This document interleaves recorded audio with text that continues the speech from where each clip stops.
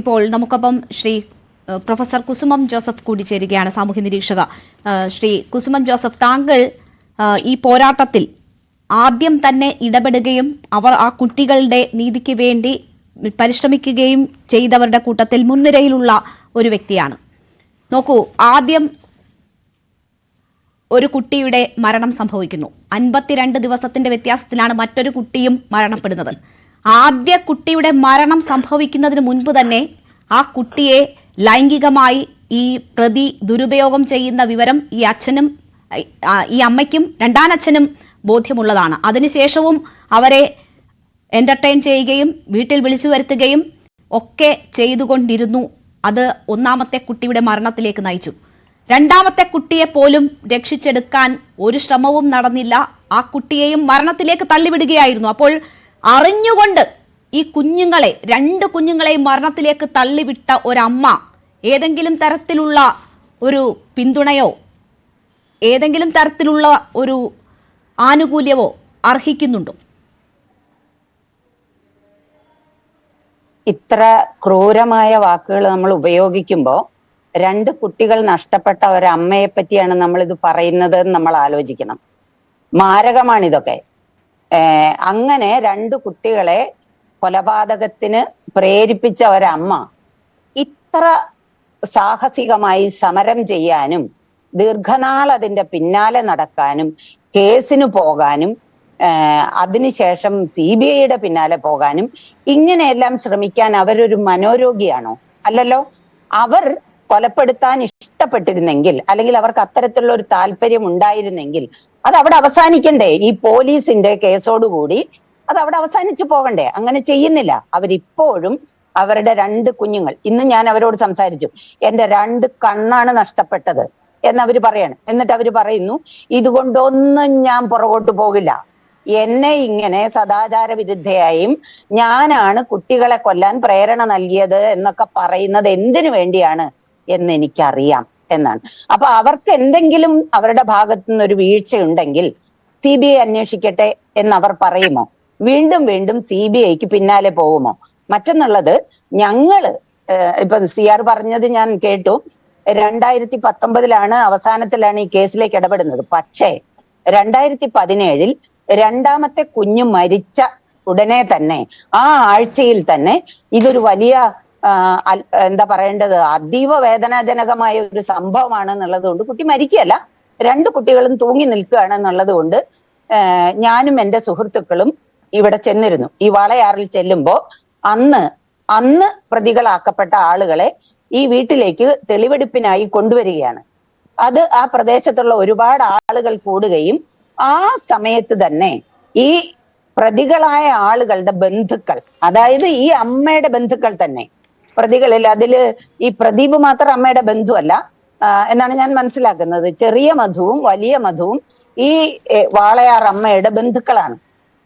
അവരുടെ 2 പേരുടെയും ബന്ധുക്കൾ അന്ന് ഞങ്ങളൊന്നും ചെയ്തിട്ടില്ല, എൻ്റെ കുട്ടികളോ ബന്ധുക്കളോ ഒന്നും ചെയ്തിട്ടില്ല, ഞങ്ങളെ ഇവള് കുറ്റക്കാരാക്കി, എൻ്റെ മകൻ കുറ്റക്കാരനായി, അവനെ പോലീസ് പിടിച്ചു എന്നെല്ലാം പറഞ്ഞ് വലിയ രോക്ഷം സ്ത്രീകളുടെ ഭാഗത്തു നിന്നുണ്ട്. ഒപ്പം തന്നെ നാട്ടുകാരായ കുറെ പുരുഷന്മാര് ഞങ്ങൾക്ക് നേരെ, നിങ്ങൾ എന്തറിഞ്ഞിട്ടാണ് വന്നിരിക്കുന്നത്, ഈ സ്ത്രീ ആരാണെന്ന് നിങ്ങൾക്കറിയാമോ എന്നാണ് ചോദ്യം. അപ്പൊ ഞാൻ ആ പറഞ്ഞ ആളോട് ചോദിച്ചു, അപ്പൊ തനിക്കറിയാമല്ലോ ഈ സ്ത്രീ ആരാണെന്ന്. അപ്പൊ ഈ സ്ത്രീ മാത്രം കുറ്റക്കാരിയാവുകയും ഈ സ്ത്രീയുമായി എന്തെങ്കിലും ബന്ധമുണ്ട് എന്ന് വിചാരിക്കുന്ന ആളുകൾ അവര് ഈ സ്ത്രീക്കെതിരെ കല്ലെറിയാൻ വരികയാണ്.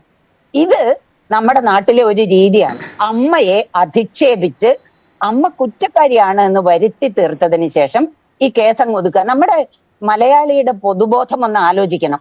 ആർക്കും ഒരു വേവലാതിയുമില്ല ഈ കുട്ടികൾ എങ്ങനെ കൊല്ലപ്പെട്ടു, അങ്ങനെ കൊല്ലപ്പെട്ടതാണെങ്കിൽ അത് ആര് ചെയ്തു എന്നറിയാൻ ഒരു വേവലാതിയുമില്ല.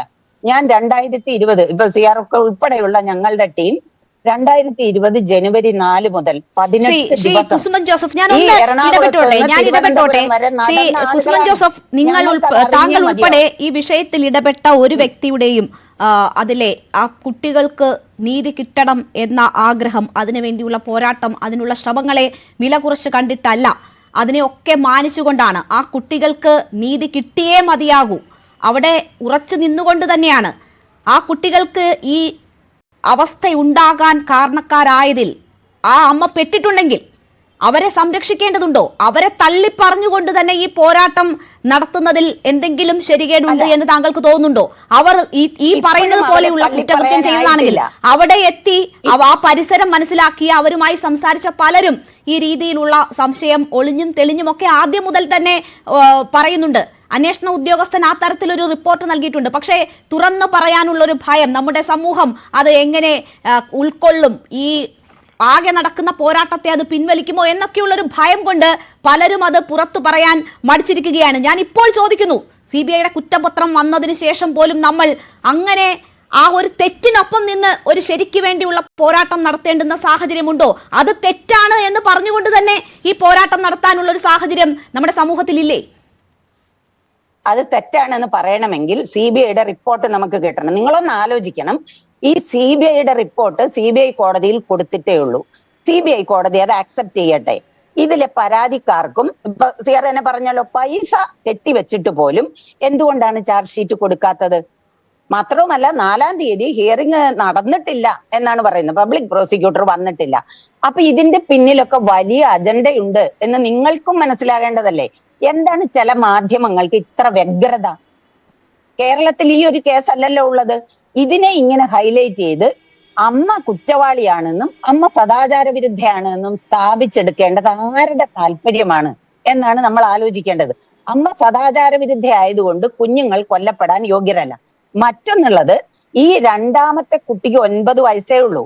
അതിന്റെ നീളം അളന്ന ഹൈറ്റ് അളന്ന പോസ്റ്റ്മോർട്ടം നടത്തിയ ഡോക്ടർ പറഞ്ഞത് ഈ കുട്ടിക്ക്, ഞാൻ ആ വീട് കണ്ട ആളാണ്, എനിക്ക് കൃത്യമായിട്ടറിയാം, ഒരു ഷെഡാണ്. ഷെഡിന്റെ ഈ മുകളിലത്തെ ഇതിലാണ് തൂങ്ങി നിന്നതാ കുഞ്ഞ്. അതിന് ആ കുട്ടിക്ക് യാതൊരു നിലയ്ക്കും അതിലേക്ക് കയറിട്ട് തൂങ്ങാൻ പറ്റില്ല എന്നുള്ളത് ഏത് മനുഷ്യനും, ഏത് പോലീസുകാരനും എന്ന് തന്നെയാണ് നമുക്ക് പറയേണ്ടത്. കേരളത്തിലെ ഈ കേസ് അന്വേഷിച്ച പോലീസിനെ ഉദ്ദേശിച്ച് തന്നെയാണ് ഞാൻ പറയുന്നത്. ഏത് പോലീസുകാരനും മനസ്സിലാവും. എന്നിട്ട് എന്തുകൊണ്ടാണ് ആ കുട്ടി കൊല്ലപ്പെട്ടതാണ് എന്നുള്ളതിന് തെളിവ് ശേഖരിക്കാൻ ഈ കേരളത്തിലെ പോലീസ് തയ്യാറാകാതിരുന്നു? രണ്ടാമത്തെ കാര്യം, ഈ 1-ാമത്തെ കുഞ്ഞ് മരണപ്പെട്ടിട്ട് കൊല്ലപ്പെട്ടിട്ട് അതിന്റെ പോസ്റ്റ്മോർട്ടം റിപ്പോർട്ട് എന്തിനാണ് ഈ പോലീസ് നാളുകളോളം കസ്റ്റഡിയിൽ വെക്കുകയും 52-ാമത്തെ ദിവസം 2-ാമത്തെ കുട്ടി മരണപ്പെട്ട് അതിന്റെ പോസ്റ്റ്മോർട്ടം റിപ്പോർട്ടിനൊപ്പം കൊടുക്കുകയും ചെയ്ത്? രണ്ടാമത്തെ ചോദ്യം. ഇനി നിങ്ങൾ പറഞ്ഞു 52 ദിവസത്തിന് ശേഷം ഈ കുഞ്ഞിനെ കൊലയ്ക്ക് കൊടുത്തു എന്ന്. ഈ 1-ാമത്തെ കുഞ്ഞ് മരണപ്പെട്ടതിന് ശേഷം ഈ അച്ഛനും അമ്മയും കൂലിപ്പണിക്ക് പോകുന്ന മനുഷ്യരാണ്, അക്ഷരാഭ്യാസമില്ലാത്ത മനുഷ്യരാണ്. നമ്മൾ അതൊക്കെ ആലോചിക്കണം. ഞാൻ നിങ്ങളോട് വേറെ ചിലതും കൂടെ പറഞ്ഞു തരാം. ഒരു അധ്യാപിക എന്നുള്ള നിലയ്ക്ക് എന്നോട് എന്റെ ക്ലാസ്സിലെ കുഞ്ഞുങ്ങൾ, പെൺകുട്ടികൾ, കുഞ്ഞുങ്ങളല്ല, 18 വയസ്സ് കഴിഞ്ഞ സ്ത്രീകളാണ് അവർ. ഞാൻ കോളേജിൽ ഡിഗ്രിക്ക് ഒക്കെയാണ് പഠിപ്പിച്ചിരിക്കുന്നത്. അവർ വന്ന് പറഞ്ഞ കഥകൾ, അച്ഛൻ ഉപദ്രവിച്ച കഥ, സഹോദരൻ ഉപദ്രവിച്ച കഥ, അമ്മാവൻ ഉപദ്രവിച്ച കഥ പറയുകയും ആരോടെങ്കിലും ഇത് പറഞ്ഞാൽ ഞങ്ങൾ ആത്മഹത്യ ചെയ്യുകയും ചെയ്യും എന്ന് പറയുന്നു. കേരളത്തിൽ ഇത്തരം അനുഭവങ്ങൾ ഉള്ളവര് ധാരാളമുണ്ട്. അവരൊന്നും കേസിന് പോവുകയല്ല ചെയ്യുന്നത്. അത് മനസ്സിലാക്കണം. ഈ അമ്മ ഇങ്ങനെ ഉണ്ടായി എന്ന് പോലീസിനോട് പറഞ്ഞതിനെ തുടർന്നാണ് ഈ ചെറിയ മധുവും വലിയ മധുവും പ്രതികളായി തീർന്നത്. നിങ്ങൾ അത് മനസ്സിലാക്ക്. പോലീസിനോട് മറ്റാരുമല്ല പറയുന്നത്, ഈ അമ്മ തന്നെയാണ് പറയുന്നത് ഈ കുഞ്ഞിനെ ഇങ്ങനെ ഉപദ്രവിക്കുന്നത് കണ്ടു. അത് നമ്മൾ വിചാരിക്കുന്നത് മാതിരി ഈ കുട്ടിയെ റേപ്പ് ചെയ്തു എന്നല്ല. ഈ കുട്ടിക്കൊപ്പം നിൽക്കുന്നത് കണ്ടു, അയാൾ ഒരു ഷഡ്ഡിയിൽ നിൽക്കുന്നത് കണ്ടു എന്നൊക്കെയുള്ള കാര്യങ്ങളാണ്. അപ്പോ ഈ വിവരം മറ്റാരുമല്ല പറഞ്ഞത്, പോലീസിനോട് അമ്മ പറഞ്ഞതനുസരിച്ചാണ് ഈ ചെറിയ മധുവിനെയും വലിയ മധുവിനെയും പ്രതികളാക്കിയത്.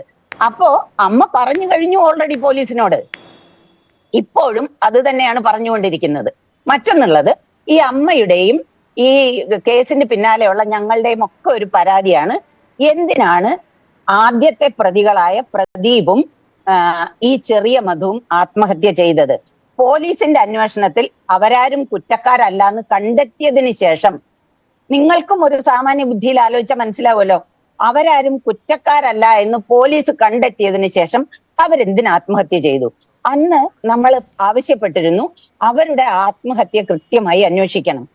അവരുടെ ഫോൺ പിടിച്ചെടുത്ത് അവരാരുമൊക്കെ ആയിട്ടാണ് സംസാരിച്ചത്, എന്തിനാണ് അവര് ഈ വാളയാറിൽ നിന്ന് വിദൂരത്തിൽ പോയി ആത്മഹത്യ ജോലി ചെയ്യുകയും അവിടെ ആത്മഹത്യ ചെയ്യുകയും ഒക്കെ ചെയ്തത് എന്നുള്ളത് അവരെന്തിനാണ് ഈ അങ്ങോട്ട് പോയത് എന്ന് അന്വേഷിക്കണം.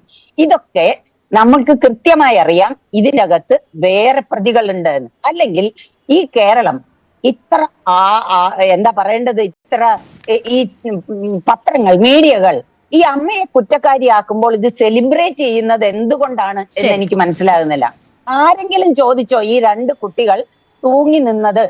ഞാൻ ആ ഒരു കാര്യം കൂടെ പറയട്ടെ. ഈ ഒന്നാമത്തെ കുട്ടി തൂങ്ങി നിന്ന് കഴിഞ്ഞ് പോലീസിനോട് രണ്ടാമത്തെ കുട്ടി, അതായത് ഈ ചെറിയ കുട്ടി പറയുന്നുണ്ട് അവളാണ് ആദ്യം കണ്ടത് ഈ പിന്നെ ഓടി വന്ന് ഇവർ ഒന്നിച്ചിരിക്കുകയായിരുന്നു. ആ ഒന്നിച്ചിരിക്കുന്നിടത്തുനിന്ന് ഈ കുട്ടിയെ പറഞ്ഞയച്ചതാണ്. പറയട്ടെ ഒറ്റ സെക്കൻഡ്.